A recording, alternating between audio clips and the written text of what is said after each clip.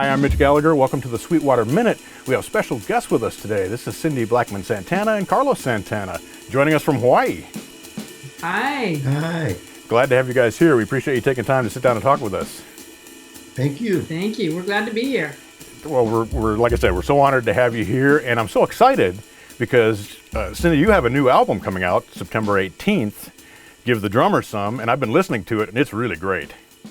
Thank you. Thank you. Thank you. Yeah, so I want to talk to you quite a bit about that because there's a lot of cool things going on there. You got some great guest artists. Carlos, you were a big part of what was going on there. Narada Michael Walden was producing as well, and so lots of cool things. So why don't you tell us a little bit about the album? Just tell us what the idea was and how you started working on it and what the process was. The idea was to really offer a lot of musical textures, colors, and stylings that I love. So it wasn't to be in one particular bag or another. You know, it wasn't for the album to be in a box, you know, where it's easily labeled. It was just to present a collage of things that I love.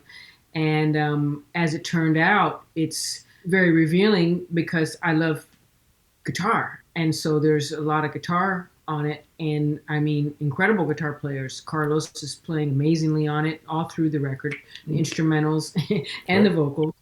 John McLaughlin's on a couple tunes, Vernon Reid is on a couple tunes, and Kurt Hammett is on something. So Right. you know, it's really laced with some incredible musicians. Matt Garrison is playing bass, and Benny Ritfald is also playing bass. You know, so the whole thing. Neil Evans on keyboards. Bill Ortiz is playing trumpet on a couple of things.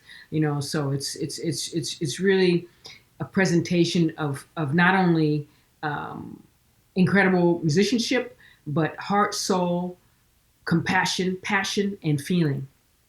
So did the album, you actually started working on this, you had some songs that you'd already been working on. You had Fun Party Splash and you had the Imagine cover. Had those led into deciding to work on a full album?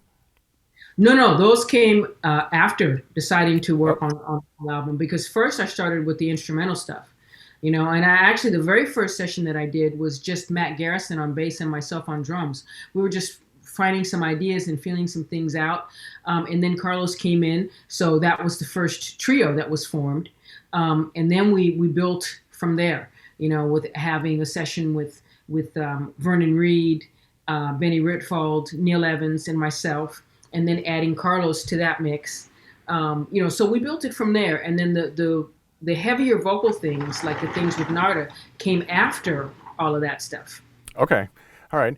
So how is it different? You've worked with so many great artists through the years when you're working on your own project. Tell us a little bit about how your approach is different when you're doing your own thing. You know, every band leader and every musician, every artist has a particular vision. You know, so I had a vision, but I also love what I learned from the greatest band leaders, in my estimation, the greatest band leaders that I saw coming up. You know, and I saw Tony Williams lead bands, I saw Art Blakey lead bands, I saw Elvin Jones lead bands, I saw Miles Davis lead bands. And what I like from all of them is that they trusted the musicians that they have. And so for me, the musicians that you know graced this album were so great that there really wasn't much for me to say, if anything at all, except for here's a tune. You know, what are you feeling on Right, it? right. So Carlos, when you come into the room and you're presented with this song and you're going to play a solo on it, what goes through your mind? How do you approach starting work on a song like that? Clarity and confidence that whatever anyone puts in front of me, I'm going to take it to a higher place. Hmm. You know, because after all these years, learning from Alice Coltrane and Sweet Moy and Bill Graham and Armando Peraza, Miles, Herbie, Wayne, all the people that I have learned is they all told me the same thing: walk like a giant. You're one of us. You know, and it, for a while it was a little daunting because I'm like, you know, I grew up, you know, with John Lee Hooker and Lightning Hopkins and Jimmy Reed, and then later on B.B. King and Tito Puente. And And all of a sudden, I find myself being in the room with Alice Coltrane, and Jack DeJohnette, and they're seeing a potential in me that I wasn't seeing coming from Tijuana and washing dishes and all that kind of stuff. But eventually, I believed them. I didn't want to prove that, of course, I didn't want to prove them wrong. Right. So when I come into a room with Cindy, I bring all of that with me, that confidence, not arrogance, but confidence that I know what's needed. And what's needed is, if, like Miles says, if everybody goes like that, you go like this. If everybody plays staccato, you play legato. Everyone needs a melody. And I've been accused by Joe Savino and Herbie Hancock that I am the melody man. It's important that you can play all that myriad of notes through chord changes and, scales and all that. But the melody is what people are going to walk away, with, and that's going to stay with them. So I have been gifted by my father and my mom to, without even knowing that melody for me is the first, middle, and last priority. And so when Cindy invited me, I hear what's playing, what she's doing, and what the bass player is doing, the keyboard player. Then I find like a whole encyclopedia of like, okay, a melody like Billie Holiday, and you put that in there, and everybody goes, whoa, whoa. And so you find that's needed to complement the most what's in front of you. To me, it's space and melody. Hmm. Right, right. It's interesting comparing and contrasting some of the songs because I would think you're on like 8 of the 17 songs on the album. And some of those are vocal songs and some are instrumental. And the ones that are, to me, very interesting are where, Cindy, you're singing and then Carlos is kind of responding, the kind of call and response that the two of you are doing. Can you talk a little bit about how you do that and what the process was? Did you do the vocal first? When did the guitar come in and how did that work? What he just described in terms of how he looks at the melody and complementing is exactly, precisely, 1,000,000% what I saw and what we all witnessed when he was approaching all of these songs. And, I'm so new at singing, and I don't know how other vocalists do it. But for me, I needed to get into the studio and just hone in on the vocals and not be concerned with anything else going on. I needed to just make sure I was in pitch, I was, the feel was right, and I was delivering the message that I wanted to. So I went in and did the vocals by myself. And then he came in and played the guitar. And when I was witnessing him listening to the vocals, and many of these things he was listening to for the first time, it was just astounding to see how he complimented and to watch him really listening and to see him, compliment around in between what I was singing. It was just incredible. And, it was amazing. And, not a lot of cats have that sensibility. And he's so good at it that it can kind of go over your head because it's so fluid that you don't even realize what's happening. But when you sit down and analyze it, you're like, wow. And he actually did that just in one take of just listening, There's a ballad on there called You Don't Want to Break My Heart. And we recorded that track. And then, when it was complete enough, meaning all the parts were on, and, I had laid the drums down, we did all the other tracks. I did the vocals, of course. And then we invited Carlos in, and he came in and everybody, in the studio, which, we keep it pretty tight and close. It was just 3 of us, including Carlos, the engineer, Jim, Narda, and myself. But all 3 of us were watching Carlos, and it was like simultaneously, in complete synchronicity, all of our jaws went from here to the floor because we were just witnessing him play through this song, one take down, and he hadn't even heard what we had done. Because we were like, well, do you want to hear it? He's like, I'll just let it roll. And when I was thinking, okay, he's just gonna let it roll and kind of listen, maybe half play, do something. No, he went full throttle, and what he played was just so perfect and had so much passion and so much feeling, and the choices were completely correct, for what was happening. And later I said, well, how did you do that? And he said, I listened. Right. Right. That's awesome. When you have a room, like I grew up with my mom and my four sisters and my two brothers, and there would be like a extensive conversation with everybody.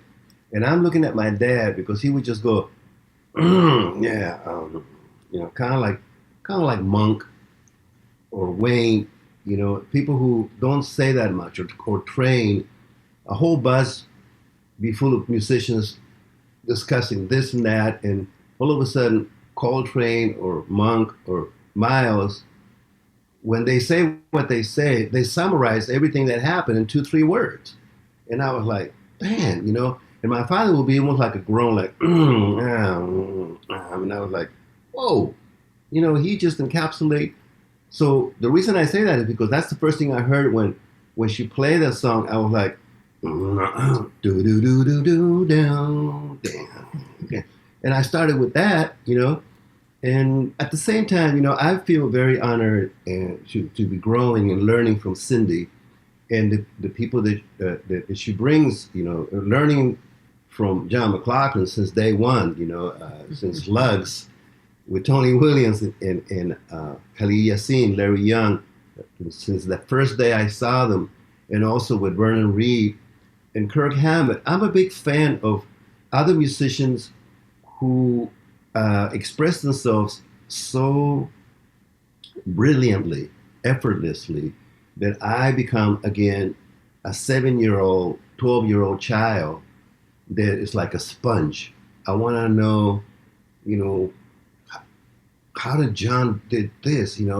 John to me is, of course, Miles Davis' favorite guitar player. So once you say that just takes care of that. Right. When I first met John, the first thing we talked about was John Coltrane, Wayne Shorter, and Bill Evans. And then we knew that we had a brothership forever. But at the same time, being with Cindy, this particular adventure with Cindy, when we started dating and driving around from San Francisco to Napa, to just for the weekend, I noticed that she always played the quintet, Miles, Wayne, Herbie, Tony, Ron, and then I'm driving and she's singing literally all of the parts. She's singing all of the Miles and Wayne and Herbie's parts, and I was like, man, but then when I pay attention to her voice, and I was like, I says, I don't, because I'm very careful not to impose and tell people what to do or how to do it, or at least at this point in my life, uh, and with my wife, especially. But it's what I learned is the timing, the presentation, and how you present. So I said, Cindy, every time we get into the car, I really love your voice. It's very, very like crystal. It's very, very like crystal. You may want to consider singing on your next album, because every time we get into the car and you sing, I think that your voice needs to be shared with the world. And the second thing that I said, and you may want to consider having a collaboration with Narada Michael Walden, who created hits for Aretha Franklin and Mariah Carey and Whitney Houston. I mean, this guy is an architect of the highest order in the studio to create, because Cindy can play. We know that. She's an Olympic athlete, Bruce Lee out there, But you also need songs to try to get into the radio. And since I have learned, because of Clyde Davis, how to get into the radio, then I said, you may want to consider, she did it on her own after that, how she spent time with a vocal teacher, meticulously every other day or every day, and then to get the confidence of hit the notes in tune with the perfect heartfelt emotion, and pitch.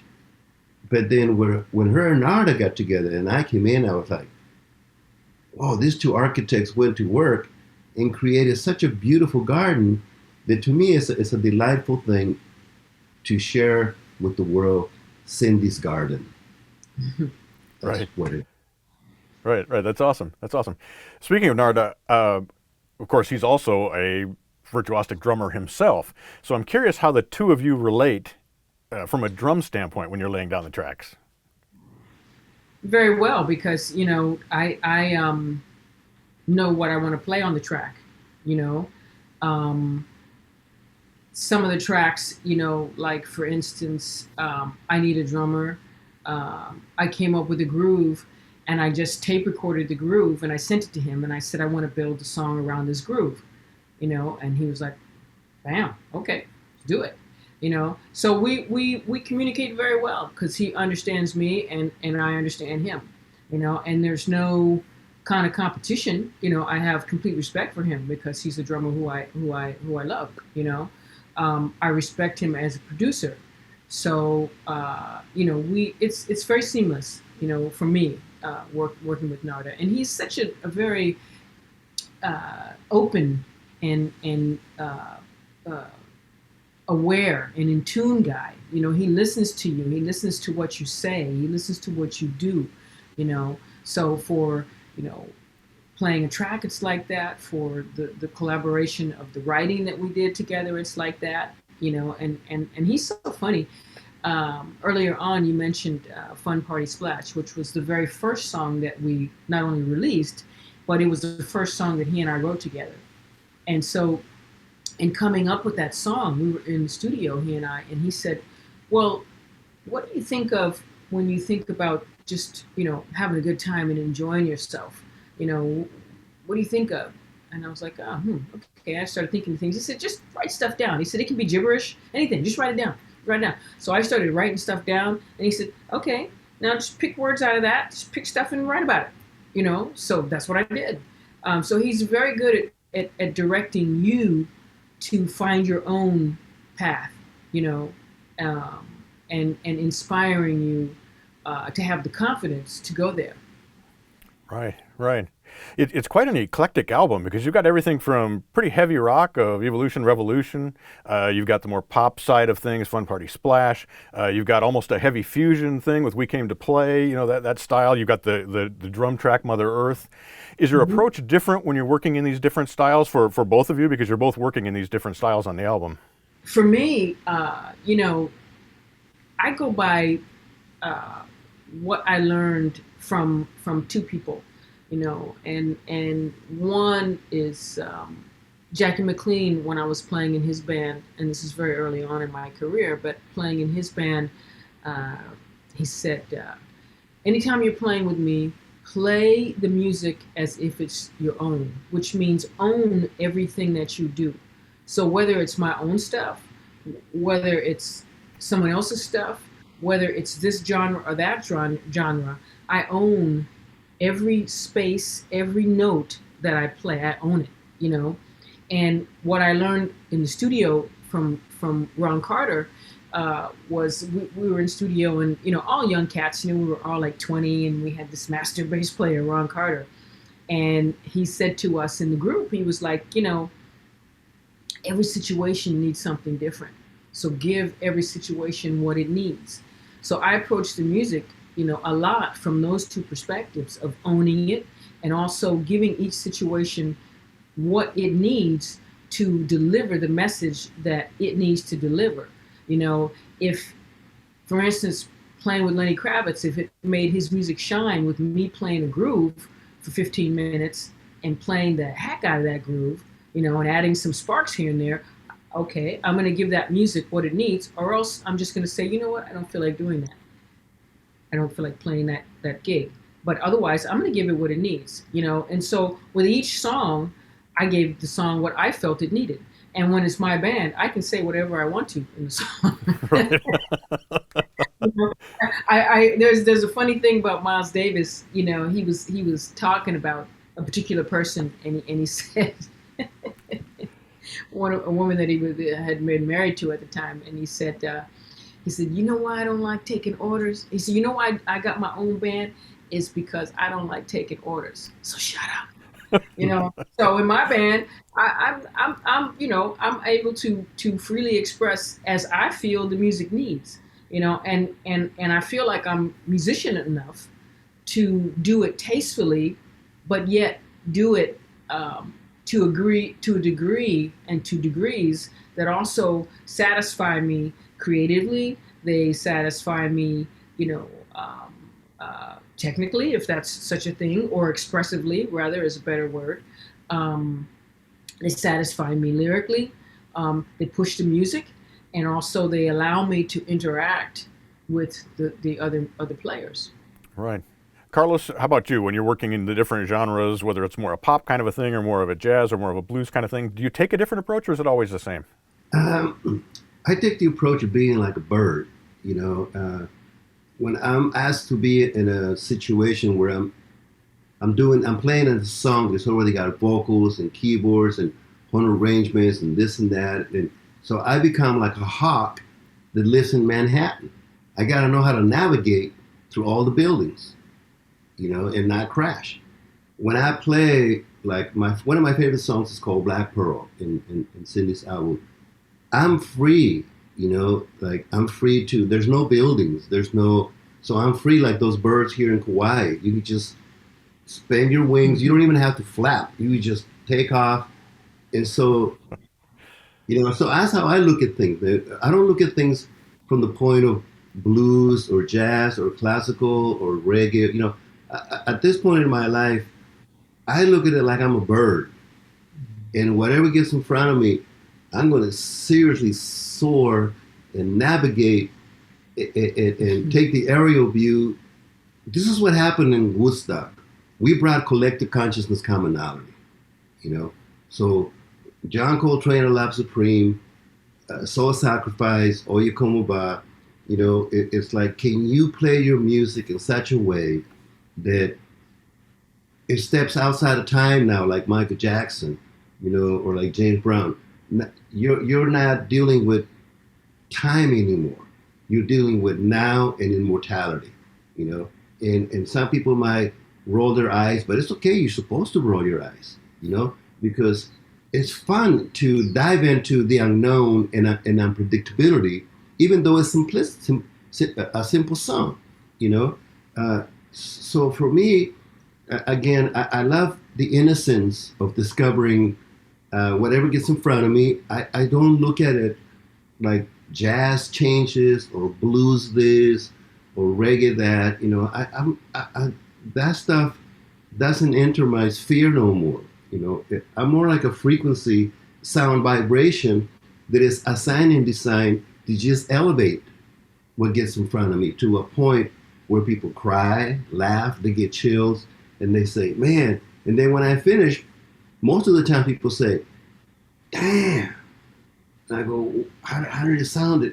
Because I have no idea, And he says, well, you got it. When I hear it back, I go, oh, okay. And then but we're both Cindy and I talking about trusting, trusting that what you know and what you've been imbued with is going to heal. And in doing that, then it's easier to just walk into any room with the artist and have the confidence that they're going to invite me back, whether it's Willie Nelson or Rob Thomas, or Wayne, That's what I would present to people if I was to do a seminar at a Boston School of Music. I would say, hey man, in 30 seconds, show me how many times you can give yourself chills, induce chills, man, chicken skin, because if you can't, pick another vocation, sell shoes or be a dentist or whatever, because they call it being in the business. I never call it being in the business, but you're supposed to penetrate people in such a way that they cry and they don't know why. They laugh, they dance, and it's a spirit that you cannot quantize or analyze it, and that's what I bring at this point in my life. Just I'm learning how to be seamless with ease and mindfulness, and so I find that when I play now, it's like water in the desert. So I'm curious. With the we talked about all the different styles there. You also have four very different guitar players there with Carlos, John McLaughlin, Vernon Reed, and Kirk Hammett. I mean, the four of you are pretty diverse there. How did you choose which player to ask to play on each song, or did you write the song specifically for a particular player?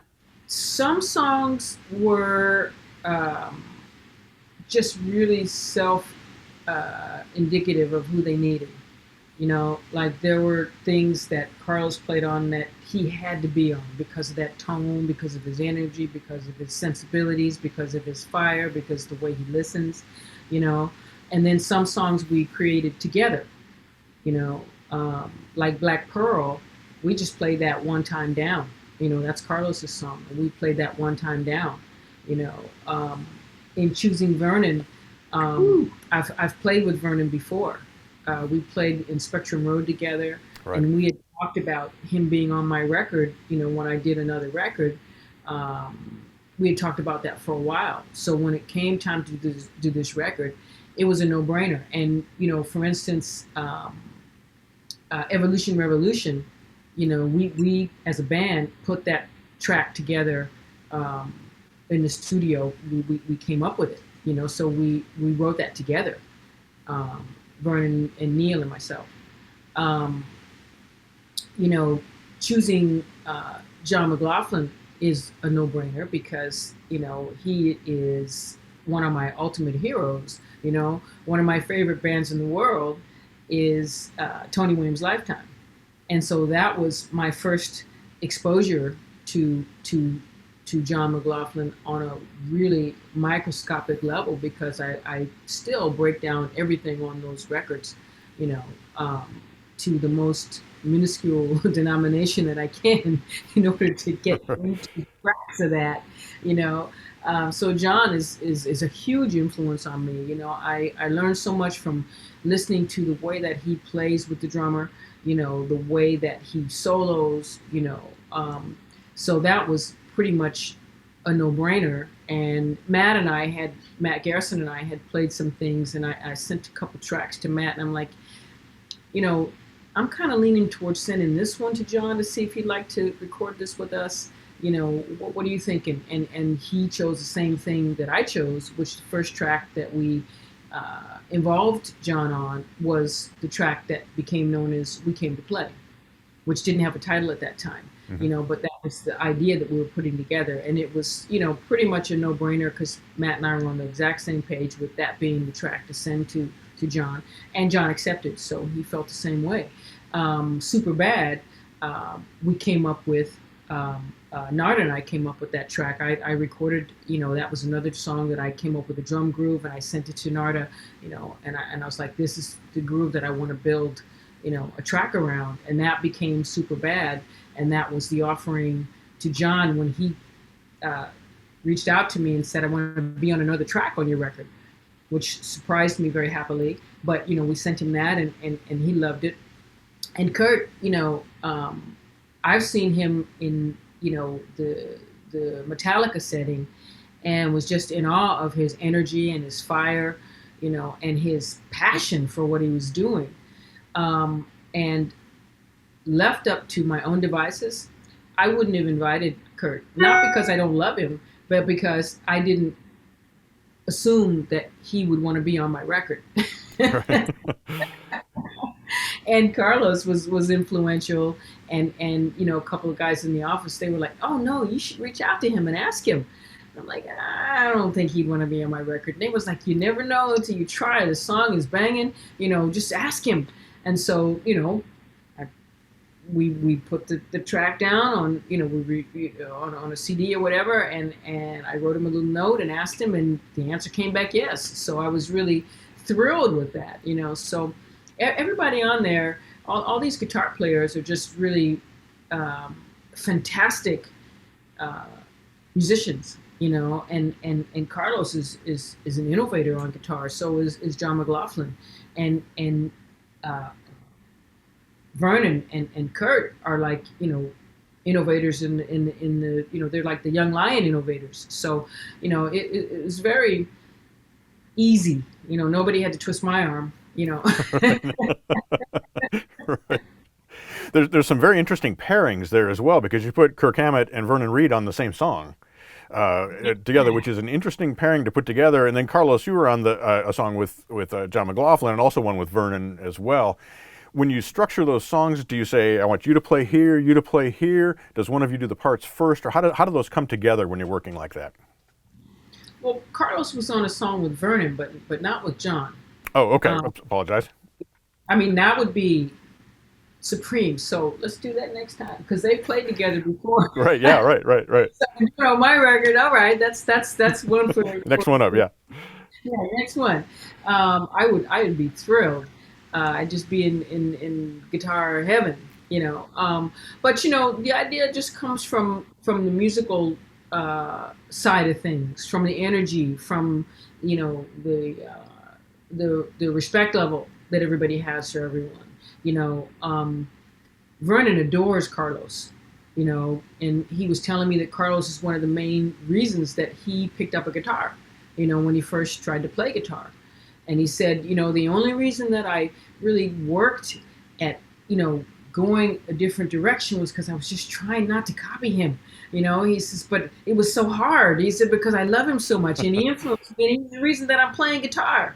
He's like, so I really owe Carlos. And Carlos has a very endearing love for Vernon. So, that was very much a not only respectful, but loving pairing and happy pairing because they were both happy to play with each other. And for me, being the drummer, I'm completely happy to hear because if you listen to Black Pearl, the way that they worked off of each other was just phenomenal, really amazing. And then the pairing of Kurt and Vernon was incredible because you got two, young lion shredders, but playing that in such a musical way, and really being musically respectful to the track and to what's going on. So, you're talking about great musicians, great listeners, and that comes through. So it's not like this big mash up, competition of, oh, I gotta be faster than you. I gotta do, it's about, yeah, doing your stuff and being yourself, but also being musical. And like Ron Carter said, giving the track what it needs within being yourself and within, pushing each other, Right, right. You attract who you is. Cindy's a person that is the heart. It's her heart. And when you attract people that play from the heart, people from the heart never compare or compete. They just complement. And it's really that basic, that simple, and that real. So I can not tell you how happy I am to listen to Cindy CD, record, cassette, 8-track, or whatever, from beginning to end because it's a sign and design like a story, like a complete story. Yeah, you can take songs apart, this song over here, that song over there, but when you sit down and listen to the whole thing, it's a flow. I'm really grateful to witness the drums being the center, the headquarters for all the stuff that's happening. And I love watching on stage musicians looking at her, especially other drummers, male drummers, because they're like, uh-oh. Usually that's the first thing I hear is like, uh-oh. I gotta practice. Uh-oh. And that's because she has dedicated herself, like I said, like an Olympic athlete, like Bruce Lee. It's not a profession to us, it's a way of life. And I guarantee whoever sits down and listens to this CD in the car or wherever you listen to it, it's going to take you to places. I have so much fun. I'm looking forward to getting into the next one. Right, right, right. Yeah. So we have talked a lot about guitar, but let's talk a little bit about the drums as well. I mean, this is clearly a drummer album as well. I mean, you've got your vocals, and that's an important aspect of it, but you're complementing that with the drums, and the groove that underlies all of these songs really is the foundation that drives it. And you didn't mix the drums way back behind. It's not a little metronome keeping time in the back. The drums are right up front up there with everything else. Talk a little bit about that and how you develop the grooves. Um, you know, like I was talking about super bad, and I need a drummer. I was uh, in our office practice room, and I was listening to some James Brown, and I was juxtaposing the James Brown beats, like turning them around, playing them backwards, playing this part on another part of the drum than what Clyde and Jabbo and or Jabbo did, So that's how I came up with those grooves, just by mixing those beats around, listening to James Brown and mixing that stuff around. Other things just came uh, naturally just because of the way that I hear, like We Came to Play, that's the way I hear. Imagine, that's the way I would play on a big funk rock groove like that. Sometimes a bass drum fill, sometimes a tom fill, sometimes no fill, a groove thing here or there. These things came about in a very natural way, um, because of the way I perceive those songs. You know. Right. I have just a couple of more questions for you here. We so much appreciate you guys taking time with us today. But one, Cindy, I have to ask you. I saw a great quote from you where you said, "I think of playing as controlled freedom," and I Mhm. love that quote. Can you tell us more about what that means to you? That to me means giving complete respect to the song form, to the rhythm that you're working off of, um, and to all the musicians that you're playing with. But at the same time, uh, taking liberties with stretching over the form, around the form, in between, over the bar line, you know, metric modulations when they're musical, having a dialogue with language, you know, that is built up in my own mental Rolodex, that just comes out as it's needed, and that's a good thing about you know the language of music, the language of the drums. It's about building that, and then it just comes out, or you call on it, whenever you feel that it's right or you feel that it's needed. If the music feels like it's pushing too much, maybe you need to play some triplets. If it's not pushing enough, maybe you need to play some eighth notes or some 16th notes or some 32nd notes or something. Or maybe you need to play the triplets in a more forward motion.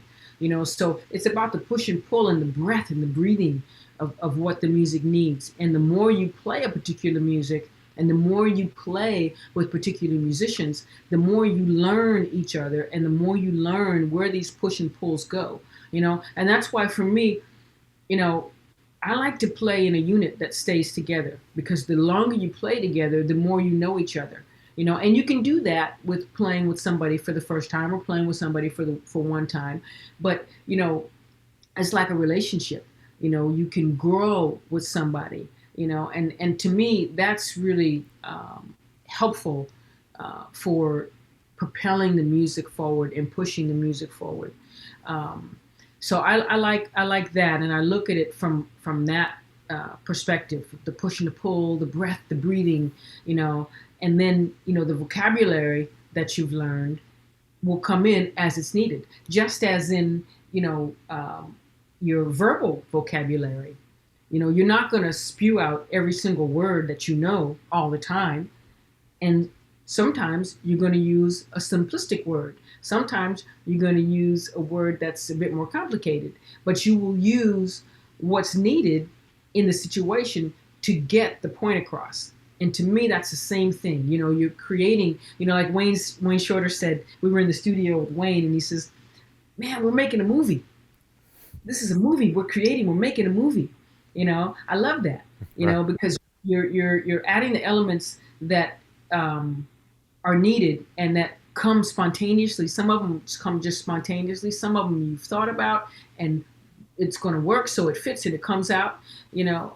So all the elements that you have, to me, for uh, uh, creating this scene, this movie that you're making in the musical perspective, you know, they come out as needed and you bring them out as needed. So some of it might be unconscious, some of it's conscious. But that's where the intellect comes in. That's where the heart comes in. That's where the trust comes in. You know, Right. that's where controlled freedom comes in. Because you're also going to be coming up with stuff. If you're pushing the envelope correctly, you're going to be coming up with stuff that you never played before. That way, you're really making the music grow. And that's what life is. Life is, and that's why I love jazz. That's why I love creative music, because it breathes depending on your intellect, your heart, depending on what's happening in your life at that moment, depending on what the other musicians are playing. It's all in effect, and it all affects what's going on if you're aware enough and you're astute enough with your listening and your vibratory stance to let all these influences come in. But you have to be trusting. Right. That's awesome. So my last question for the both of you is one that I traditionally ask at the end of an interview where I'm talking with artists like yourselves who are operating and playing on such a high level, and that is, what makes a great artist? Ladies first, go. To me, what makes a great artist is their passion for what they're doing. The sound is probably even one of the first things, because without a great tone, it's going to turn me off, and I'm not going to want to listen. I can listen to one note that Miles Davis plays, and if he doesn't play anything else, I don't even need to hear anything else. I'm totally satisfied, totally happy, quenched in every single way that I need to be. My thirst is completely satisfied, because that note was so deep, and so heartfelt, and breached so many dimensions that I don't need anything else. So first, it's got to be that, and that draws you in. The feel that somebody has, and the sensibility that an artist has. Direction is dependent on somebody's taste, because you can be a great artist and not be in this direction or that direction. I do have my preferences, so for me, I love people who create. I love master creators like Charlie Parker, like Thelonious Monk, like Miles Davis, like John Coltrane, like Wayne Shorter, like Herbie Hancock, like Elvin Jones, like Tony Williams, like Ron Carter, like Bud Powell. I love master creators. So for me, the creative aspect is very important. So when I hear those elements, to me, those make up a great musician, a great artist. All right, that's great. Carlos, your turn. Well, for me, whether it's Picasso or Miles Davis, just make life juicy. Don't make it dry. Don't take don't take people to the desert, man. Take them to where it's juicy. That's it for me. Any artist who can make life juicy, I can hang with. I will hang that picture on my wall with Miles or Picasso or anyone, because we need juice. We need electricity juice, and heal people. Everyone is having a battle. Whether you're Democrat, Republican, or a dinosaur, or a cat, or a dog, everybody's having a inner and outer fight. And real artists make it stop. Real artists tame the beast, and the beast lays down like a lion with the sheep, and they just lick each other, and they make it juicy. That's awesome. Well, I'd be remiss if I didn't mention that Paul Reed Smith Guitars helped facilitate this interview with you both, and we appreciate them. And Carlos, your latest signature model with them is the SE Santana single cut trim in that beautiful Egyptian gold finish, and such a cool guitar, and we certainly love having it here at Sweetwater. Thank you. It's like a tenor to me. There's tenor and soprano. The double cut is a soprano. It's more thinner, and the single cut is a lot more fatter, juicier, and more belly tone. So that's the way I look at it. Right, Thank right. That's awesome. Absolutely. And thank you both. We so appreciate you taking time to sit down with us today. And congratulations on the new album, Give the Drummer Some. It's coming out on September 18th. And like I said, I've been listening to it, but I can't wait for everybody else to get a chance to hear it because so much great stuff. So thank you. Thank you both very much. Thank you so much. Thank you so much for the time. Right. And we hope to see you soon. Excellent. Take care. You too. Take care. And thank you for joining us here on the Sweetwater Minute. I'm Mitch Gallagher.